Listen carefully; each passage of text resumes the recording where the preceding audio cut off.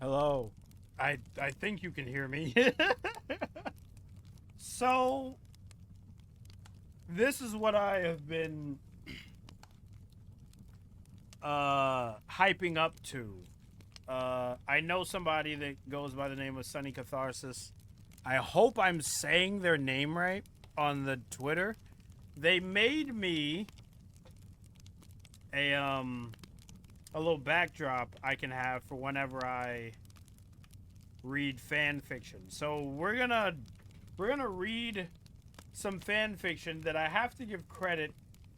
Uh, they a man by the name of Juke Denton uh gave this to me, and what it is a plethora of stories by a man known as Spear Hemingway.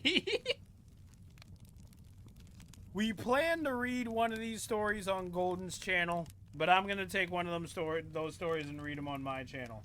So here we freaking go, I suppose.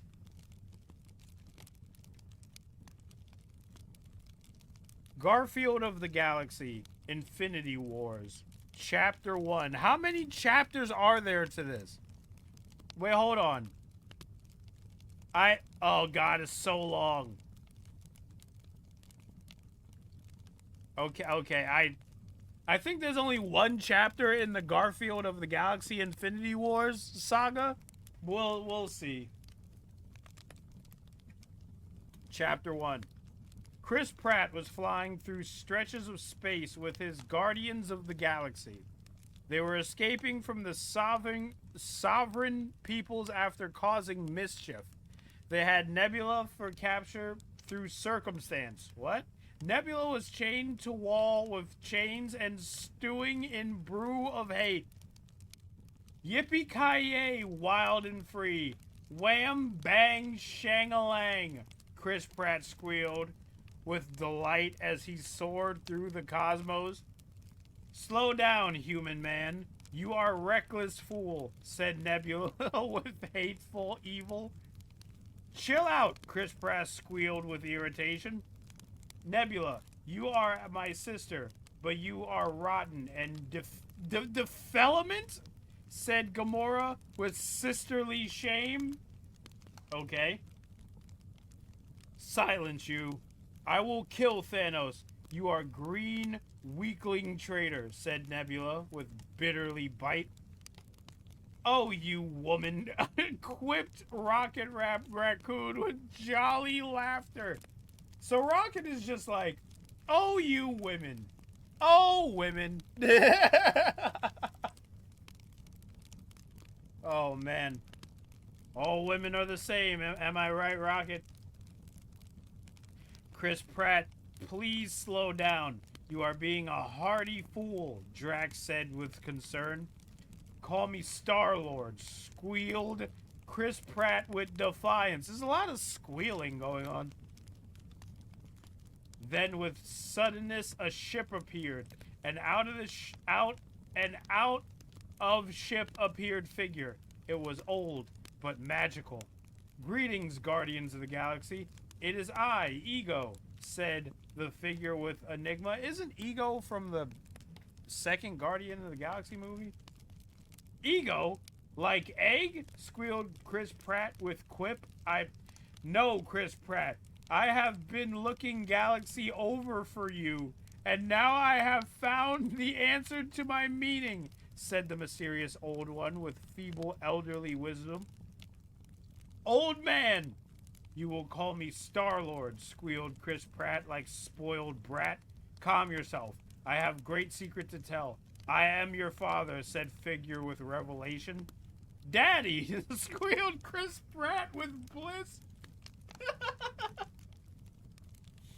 Meanwhile, while conversing was happening, Nebula unlocked herself from chains. She snuck away with stealth hiding in shadows of light. She then kicked open escape hatch and jumped into space. No! Screamed Gamora with despair. That is right, sister. I will die in icy hell of space before being prisoner to you, Nebula said with vile. Shut up, I am talking to my daddy, squealed Chris Pratt with weasel spite. What does that mean? What does it mean to have weasel spite? Nebula floated through the frigid wasteland of space, disappearing like lice in forest of hair. She was a speck of nothing in cosmic debris. She felt cold death tickle her skin with fingers.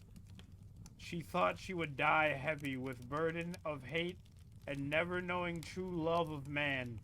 She fell into sleeping slumber, spiraling into dreams of woe and fury.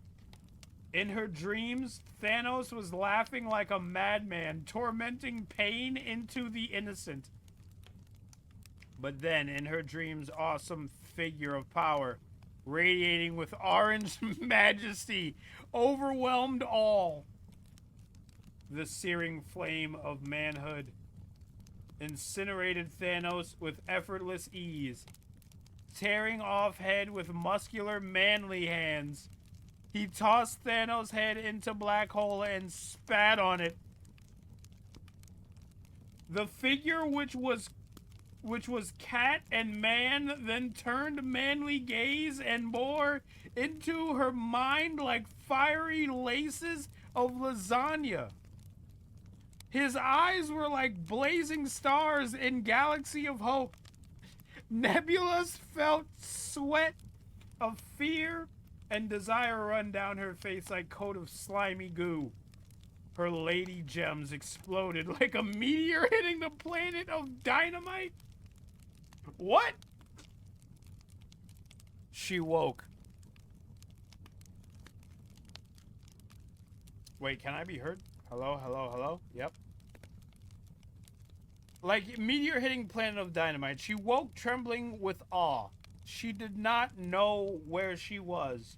She was moving through space, seated on custom expensive leather seat.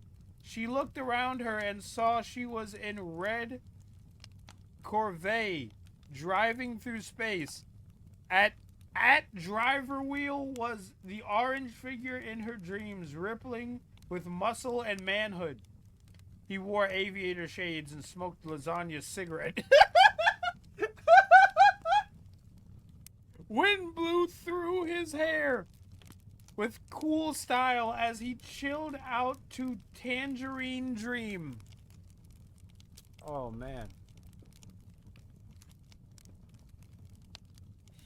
Garfield, cried Nebula in shock. Why would Nebula know who Garfield is? The manly figure of physical justice nodded mighty head. Where am I? Where are we going? Said Nebula with concern.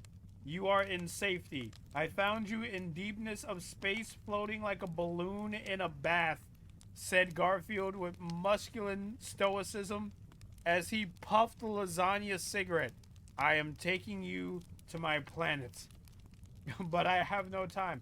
I must kill Thanos, Nebula said with objection. Relax, ragamuffins. In my planet, you will find knowledge of pleasure. Sit back and let the man drive you to ecstasy. Garfield said to Nebula with universal truth. Okay. Garfield drove on through blackness, cutting through space like knife through liquid air. Lights of red Corvette seared through darkness like torches of enlightenment. Nebula saw wonders of universe like stars and planets. Then over in horizon she saw greatest wonder of all. It was massive glowing orb size of 3 suns. At closer coming she saw it was great mighty planet filled with fields of green and seas of red. What is this? Asked Nebula with bewilderment. I have searched universe for planet to call home, but found none to match my majesty. So I have built planet with these 2 hands, Garfield said with truth. Garfield nosedived his red Corvette through atmosphere of planet. He soared over continents and oceans.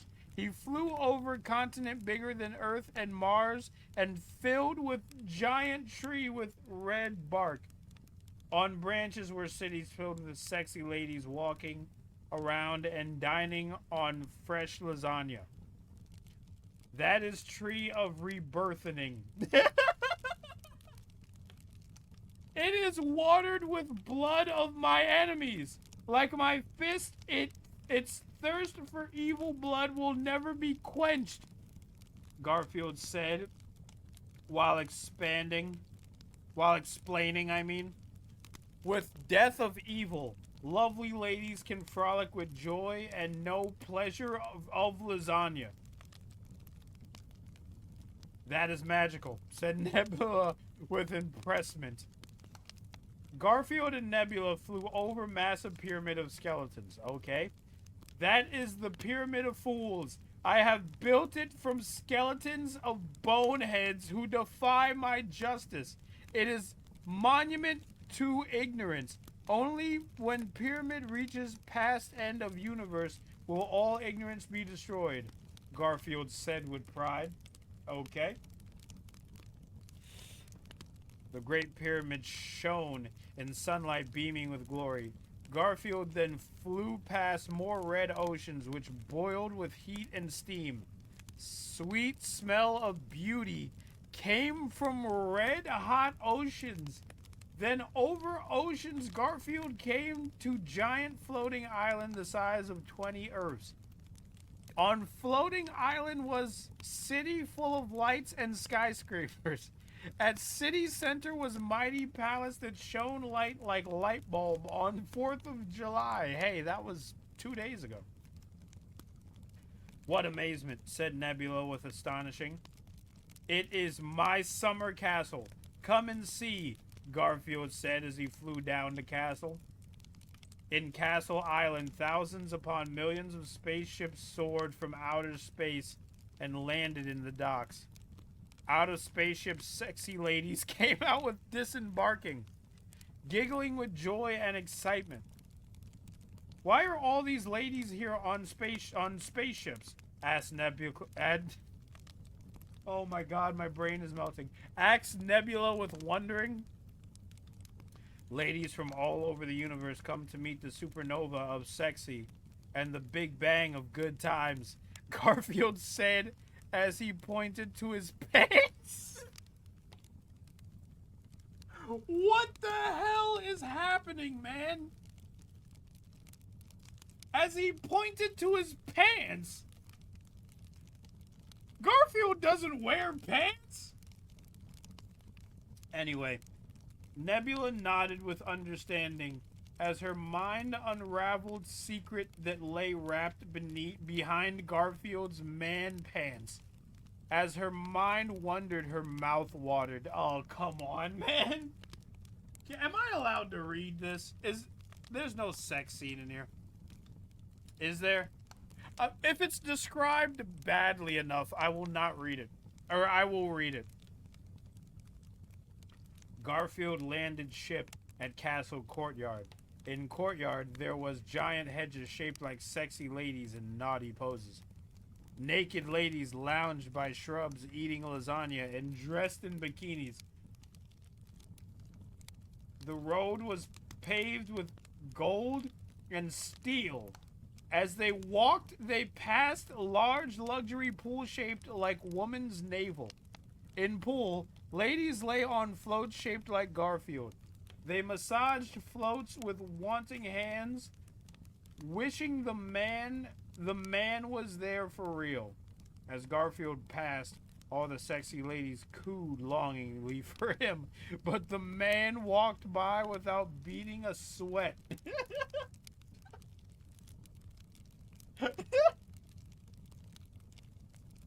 Okay. Garfield and Nebula then passed through great golden doors, the size of skyscrapers. Garfield pushed them open like ease, like giant pushing feathers. Inside was great hall filled with giant stone statues of naked ladies. Oh, walls hung oil paintings of Garfield loving hot ladies from all of history. In one painting, Cleopatra and Catherine the Great were lying on bed of silky sin, and as Garfield jolted their lady sockets with his man lightning. What the fuck? Okay. That is realism. Garfield said with art as he pointed to paintings.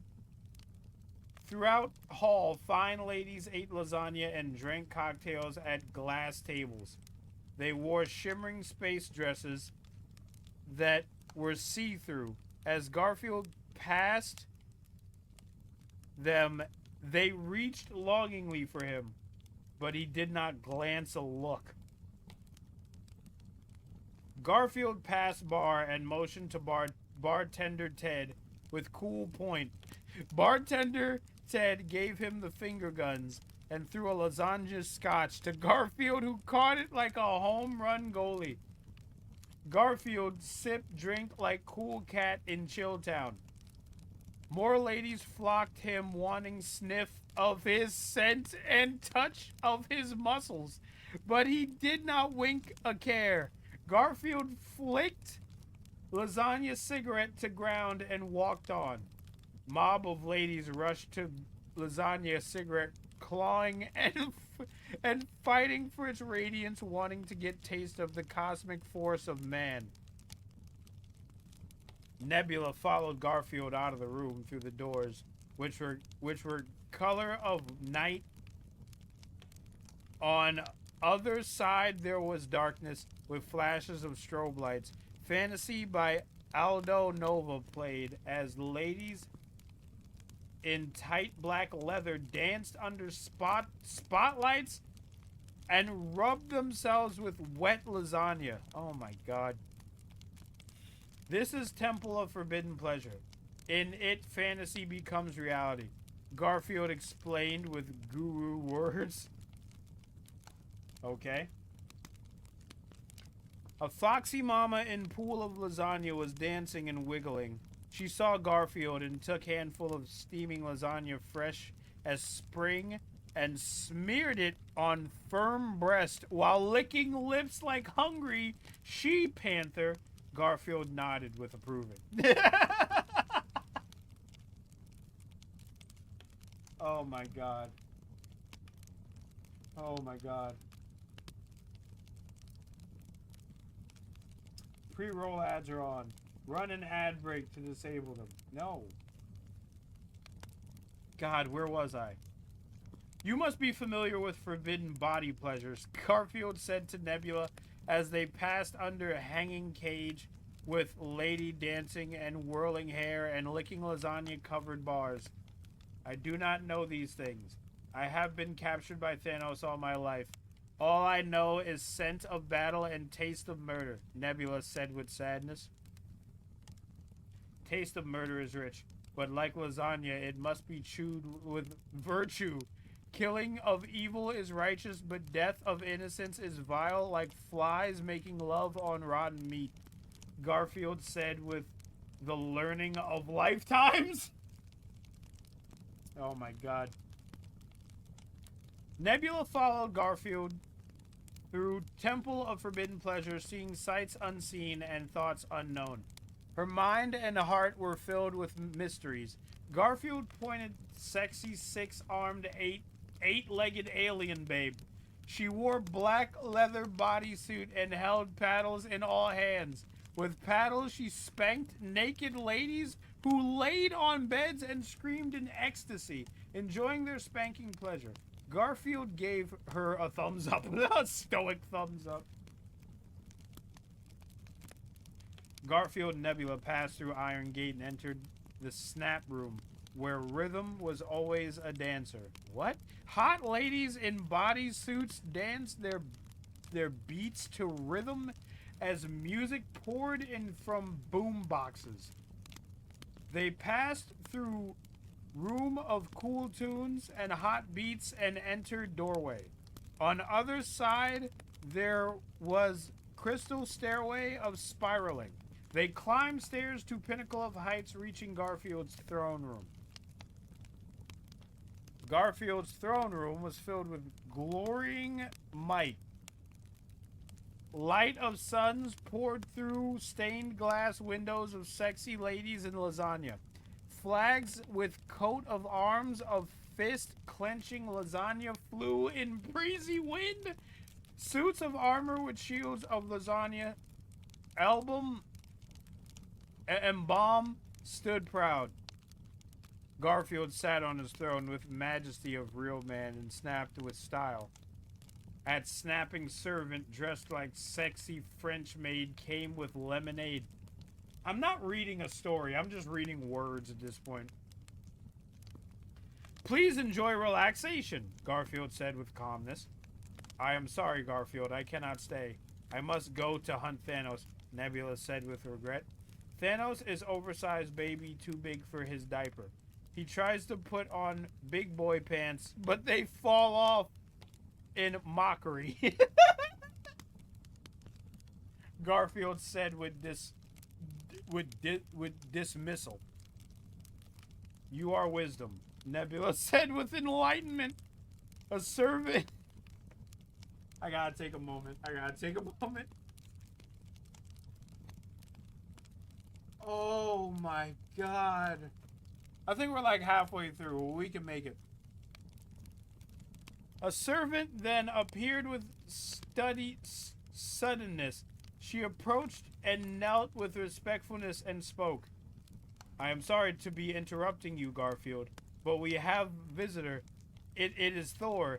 He has come from Asgard to challenge your manliness. Servant said with respectfulness. What tomfoolery? Garfield bombasted with appall. Do you see me reading this story right now? It is true. He will not leave until he has faced you in battles and taken title of Ultimate Man, the servant said with apologies. So be it. I will meet in Colosseum of Burning Fury. It is a kneading coat of paint and Asgardian blood is perfect color. Garfield said with judgment.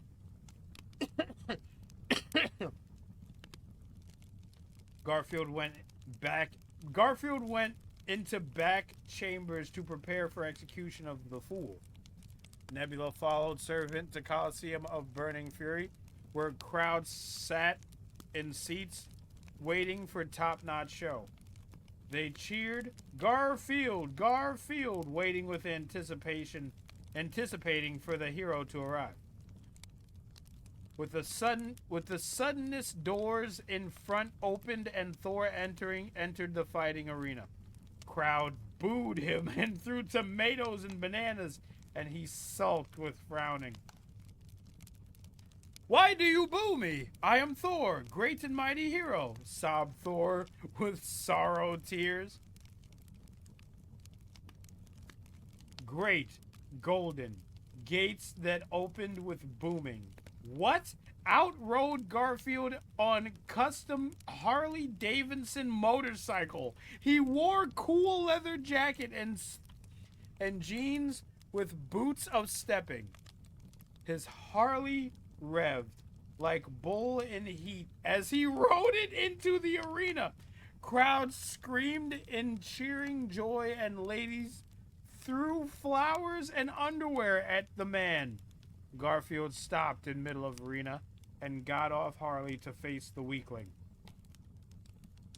You are newborn toddler who sucks his thumb and dreams it is gold, Garfield said to Thor with contempt. Silence, Garfield. My father Odin sent me to find real man and challenge to cosmic battle. Only then will I prove worth, Thor yelled with defiance. Your father sent you on errand to hell. You begged death to dance and spit in fate's face, but I will give you greatest gift warrior can give to other. a gilded chariot to Hall of the Dead. Garfield said with stoic wisdom. Enough! Feel free of feel wrath of my new Mjolnir, Thor screamed as he took out mighty hammer. Thor tossed Mjolnir with great whooshing at Garfield, making it soar like prancing antelope in savannah. But Garfield did not flinch a wink. He caught hammer with powerful grip and stared at it with eyes. What? Only worthy can wield Mjolnir, cried out Thor in despair rage. I just want to point out that Garfield is holding Mjolnir now. Garfield scoffed with laughing. He raised up hammer like featherweight pillow, and then tossed it in the air with meteor power. Why'd I read that like that? He then took out his Desert Eagle and aimed it at Mjolnir. Here is your worthiness, Garfield said with ice-cold style as he shot Mjolnir with Desert Eagle, making it shatter like explosion of rainbow diamonds. No! How can this be? Cried out Thor like a milkman crying over cracked egg. Your toy hammer is crutch for your spineless body. Without it, you quiver like jellyfish in autumn breeze. What? Garfield said with stolen teaching. Garfield then approached Thor with swagger of majestic masculinity. Every step quaked with rumblings, and stars and galaxies distant exploded in awe. Thor looked up in Garfield's eyes, which were blazing infernos, and saw the coming and unbecoming of universes. Sweet, like frozen daggers, rained on face as he saw destiny of truth. He saw himself in Garfield's eyes, squealing in terror of cosmos. He then saw himself rebirthed out womb, which was serpent's mouth, and blood gushed out like ketchup.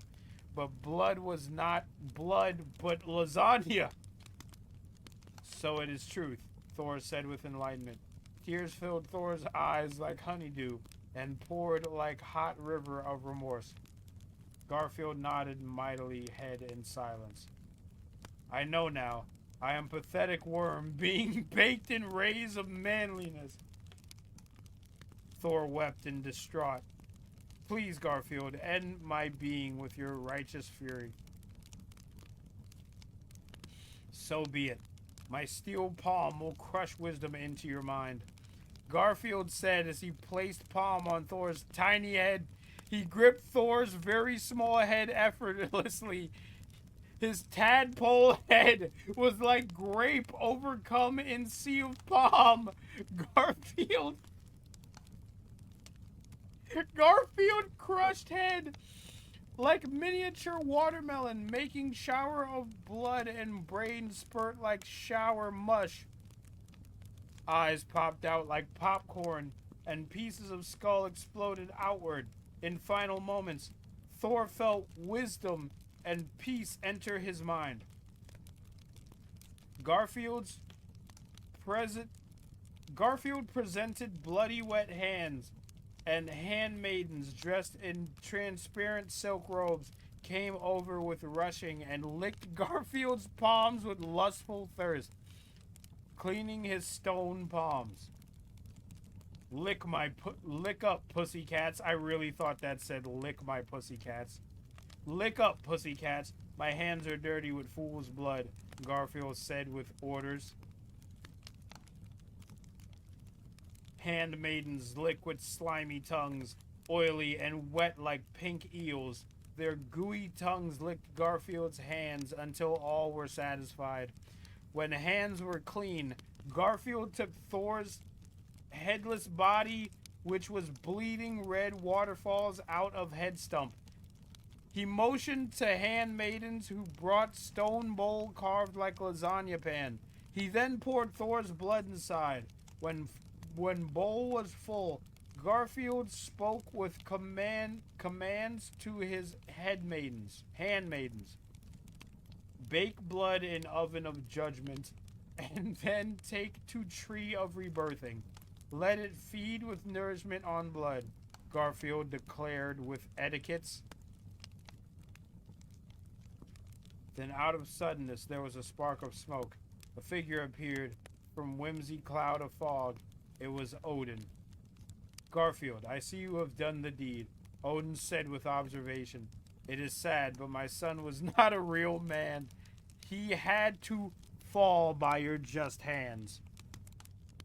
Garfield said nothing. Wordless silence came from his closed mouth. His eyes were stoic mountains. He then approached Odin with march. He stared into Odin's eyes, and Odin shook like baby trapped in iceberg. Garfield then took out Lasagna's cigarette and lit it with his handgun lighter. He puffed Lasagna's cigarette and blew smoke in Odin's face, who coughed like puppy with asthma. Garfield then took out cigarette from lips and put it out on Odin's bare arm. Odin screamed like seagull giving birth to ostrich, and in puff of smoke turned into Loki. Oh God. Garfield, how did you know it was me? Loki said with shock. Perfumed pig still smells like mud. Garfield said with steel rage. It's just too late, Thor. Thor is dead. I have tricked you. I have won, squealed Loki, like pot-bellied pig. Pathetic cockroach. My justice can never be tricked by swine. I kill who I want, and now I will be killing you, Garfield said with righteousness. Loki saw rage in Garfield's eyes and mouth and panicked. He fell on his knees with despair. Garfield, please, spare my life, Loki pleaded with begging. Relax. I am a noble man. My fists spread peace, and now they will spread you into pieces, Garfield said with mercy. Garfield grabbed Loki by his hair, which was long like a little girl, and then began dragging him on the ground.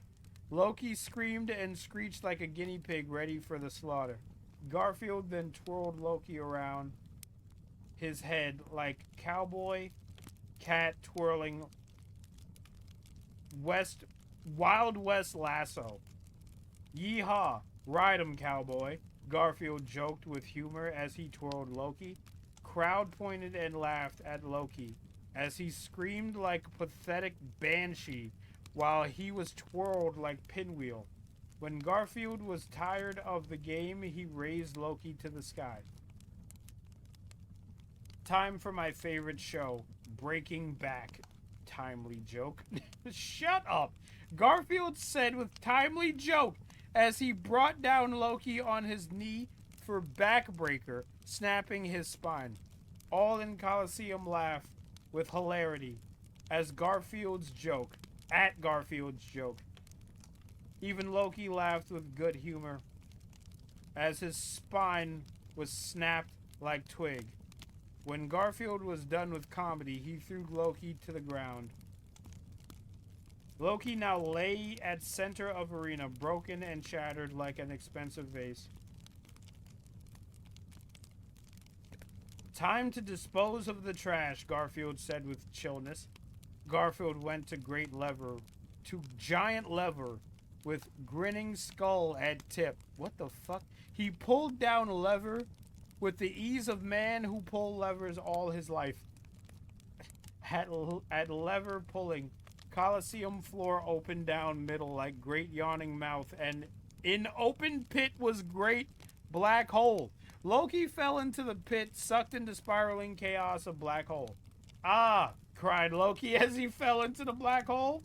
Ah, no, screamed Loki as his flesh and bones burned and melted into incineration from the supernova. Next time wear sunscreen, Garfield joked with wit. After Garfield put lever back, closing door to supernova. Nebula ran out onto arena for congratulations. Garfield, you are amazing, Nebula said with astonishment as she ran sexy finger along Garfield's massive bicep. It was nothing, puppy pants. I needed warm up for main event. The next arena will be bedroom, and it will not be short bout but marathon. And I will go into overtime, Garfield said with wink. Oh, Garfield, I have never known taste of true man. Will you show me ways of romance? Nebula asked with yearning. You know it can you know it, Carrot Cake. I will pour Milky Way into your nebula, and you will enjoy every drop, Garfield said with flirtations. What? You know what to say to make a lady feel special, said Nebula, swooning. Garfield led Nebula up crystal stairway that climbed tower pinnacle. They came to doors of diamond with cravings of ruby-eyed tigers clutching lasagna. Through diamond doors, they entered Garfield's master bedroom, which was the size of basketball court and filled with marble statues of naked women. Fertility symbols hung on walls, and at back was massive bed shaped like male symbol. Mirror was on the ceiling above the bed. In center of room on floor was giant symbol of yin yang woven in an area rug. Huh? Stay here, Garfield said with romance. Garfield led Nebula to yin yang symbol and then went upstairs into balcony room. Nebula waited with anticipation for her lady engine to get maximized. After waiting what seemed like forever, hours, Garfield appeared from balcony and walked down stairway. He was dressed in black silk pants and black silk sleeveless shirt, then clung to manly chest. He strode down like mandrill on the prowl, eager for hot taste of sexy space woman. Somebody call fire marshal because you are lighting me up. Then Nebula said with arousal, "You know it, Firefly. I am will stroke flame of sex in your oven," Garfield said with seduction. "Explode my body with your man force." Nebula began with swooning. Yes, but first things first. To dine on delicacy of loving one must set table of mood, Garfield said with suaveness. Oh God, I'm dizzy. He snapped his fingers. Lights dimmed and Fascination Street by The Cure played from unseen speakers. Then, in mystery of magic, sexy naked woman statues came to life and began approaching Nebula with smooth motions like fish swimming in silk, moving with rhythm to the beat. Marble ladies fell upon Nebula with groping hands and licking tongues, pleasuring her body. Garfield lounged on black satin couch, crossing leg over knee like champ and smoking lasagna cigarette. Nebula moaned as marble minxes massaged her body with biting teeth and wrapped around her with legs. At center of Garfield's bedroom was twisting, nodding mass of bodies writhing in sweaty sex. Oh no. Melee.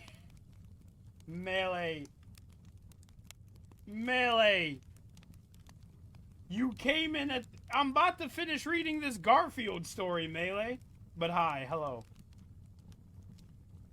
Do you want to listen to the last couple of paragraphs? Because I'm going to read them. Time to dive in Lake of Love, Garfield said as he approached massive woman bodies which were wet and tangled like seaweed. Sexy marble ladies separated, allowing Garfield view of star of the show. Nebula gasped with breathing. I mean, I guess. No, stay. Listen to me read this Garfield story. Garfield, will you not come and enter my vortex?